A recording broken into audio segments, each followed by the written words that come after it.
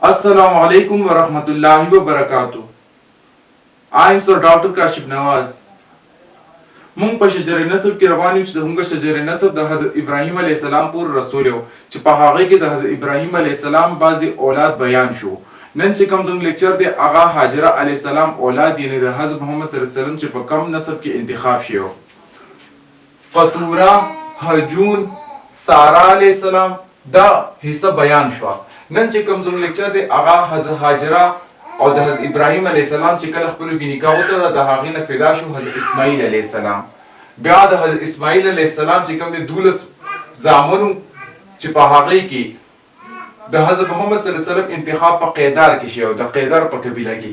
د حضرت اسماعیل علیه السلام زوی قیدار، د قیدار زوی آرام، د آرام زوی اوز، د اوز زوی مزی، د مزی زوی سمی، د سمی زوی زارخ، د زارخ زوی ناخس، د ناخس زوی مقصر، د مقصر زوی ایهام، د ایهام زوی اقناد، د اقناد زوی ایسر، د ایسر زوی دیشان، د دیشان زوی ایفی، د ایفی زوی اروی، د اروی زوی یلجن، د یلجن زوی یحزان، د یحزان زوی یسربی، د یسربی زوی سمبر، د سمبر زوی حمدان، د حمدان زوی الدعا، د الدعا زوی عبید، د عبید زوی ابقر یا ایسر، د ابقر زوی ایفی، د ایفی زوی ماخی، د ماخی زوی ناخش، د ناخش زوی جاهم، د جاهم زوی طابخ، د طابخ زوی یلداف، یلداف زوی یلداس، یلداس زوی حزا، د حزا زوی ناشد، د ناشد زوی عوام، د عوام زوی اوبی، د اوبی زوی قموال، د قموال زوی بوز، د بوز زوی اوز، د اوز زوی سلامان، د سلامان زوی حمیس یا حمیسا، د حمیسا زوی اود.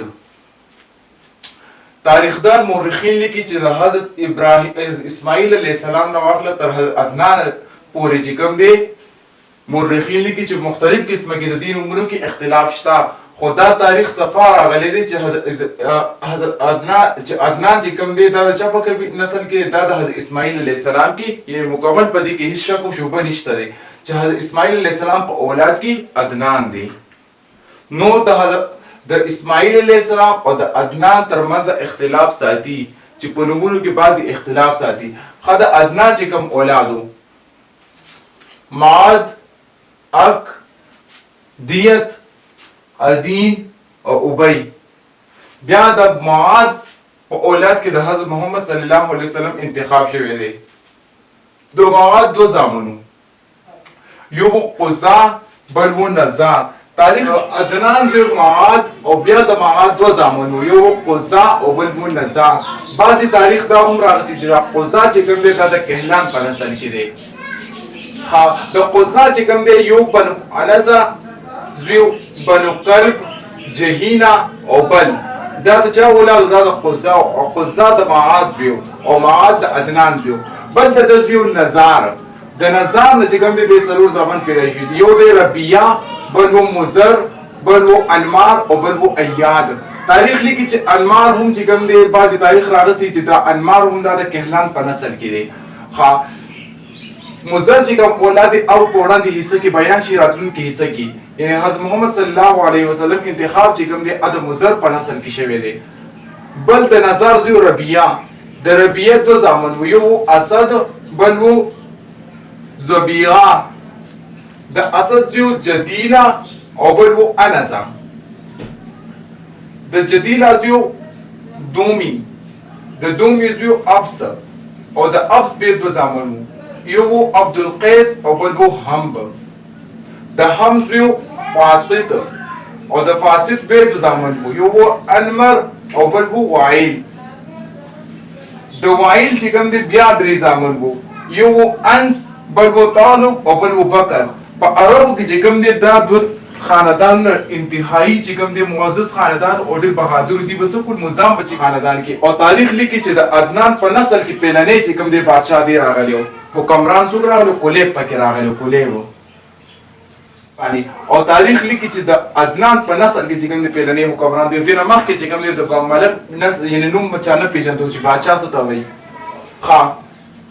د طالب زیو غنم د غنم زیو عمرو د عمرو زیو حبیب د حبیب زیو بکر چې العراق هم ورته ویل شي بیا د بکر چې کوم دی شپږ زامنو چې په شپږو قبیلو باندې تقسیم شو بنو جشم بن بکر بنو مالک بن بکر بنو عوف بن بکر بنو عمرو بن بکر بنو معاویه بن بکر بنو ثعلبه بن بکر بل د وائل زیو بکر د بکر زیو علی او د علی زیو صعب بیا د صعب دو زامنو الجسم یا الجیم او بل بو عقابه د عقابه زیو ثعلبه او د ثعلبه بیا درې زامن بو یو شیبان بل بو زهل بل بو قیس دغسی الجسم یا الجیم چې کوم زیو د صعب زوی حنیفه او بل بو اجل زویو خاراتون کی ویډیو کې چې کوم د مذهب اولاد هم بیانېږي چې په هغه کې د حضرت محمد صلی الله علیه وسلم